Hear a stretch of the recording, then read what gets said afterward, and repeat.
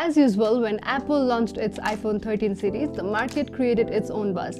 On the top of that, iPhone 13 Pro Max is one of the most expensive iPhones Apple has ever launched. So, is it really that special? And does it provide the value for money? That we are going to find out in this video. We used this device for about a month and the review is based on the experience gathered during that time period. So first and foremost thing, while this is a super phone, the changes Apple has made in this device as compared to previous ones is not visible in the first glance. I personally think people who give a lot of attention to details are more likely to identify them. Apple is giving 4 color options in this phone and the one we have right here is a wonderful Sierra Blue. It's a pastel color and looks really beautiful. You guys can already tell it's my personal favorite, right? So without further ado, let's start with what's new and exciting. So first and foremost thing, it's battery. Oh god. As we already know, iPhone 12 Pro Max was a battery monster, but this phone is even better. While testing, we tried to shoot video on 4K, played a couple of games, and then there were social media uses, but I was particularly impressed when I did not have to plug in a charger that day. As an iPhone 11 user, I fear a lot when I have to travel long hours with an iPhone, but with this device, that problem is solved. So for battery, now let's talk about its design and display. I am certain that looking at its screen size alone, you can definitely tell how big this phone is. So I'm the type of person who loves it when phones fit perfectly in the pocket, but unfortunately this phone is too big for that. However, while watching videos and playing games, its 6.7 inches display is again a plus point. According to official statements, this phone weighs about 240 grams and I think it actually does. I mean, it's so heavy. Like while you casually hold it, you can actually feel the heaviness. Also, we were extremely excited to test its 120Hz refresh rate and you can watch out for yourself, the animations look much smoother. Apple waited too long for this feature, but we can confidently say it has been implemented really well.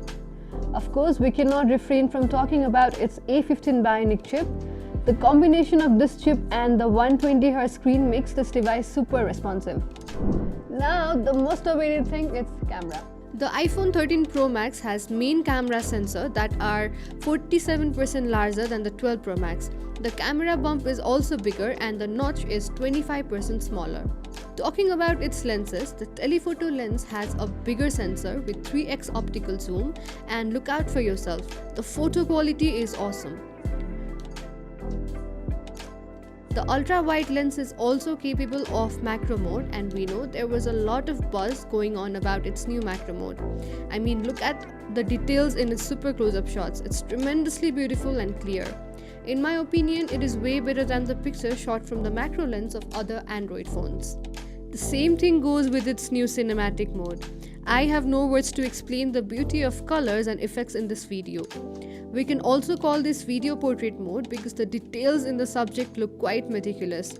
But one thing you need to note is that the edges on the videos are not that premium. Likewise, the iPhone 13 series has a special sensor shift stabilization, which is an improvement to the previous dual optical image stabilization in the 12 series. The video samples are on your screen, you can see the difference. I think it's a major improvement. Well done, Apple. Also, we are looking forward to the new update where Apple has promised to introduce ProRes mode and hopefully it will help with shooting professional videos too. So I think I've talked enough about the major changes that have been brought to the iPhone 13 Pro Max. Now let's talk about what could have been better. Number one thing is the charging port. After these many leaks, lobbying and stuff, the iPhone 13 series still does not come with a Type-C port. So the need to carry an extra charger is there as usual.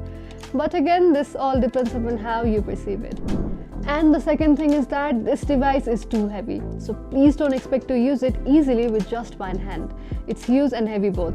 Lastly, there is a huge price factor. It is a little more on the expensive side, but that thing is already known to all of us.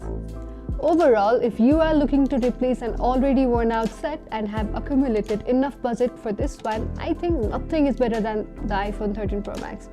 Its cameras, its design, battery and everything else make it a super phone. But again, if you are looking for a little lighter option, the 13 Pro is also equally good.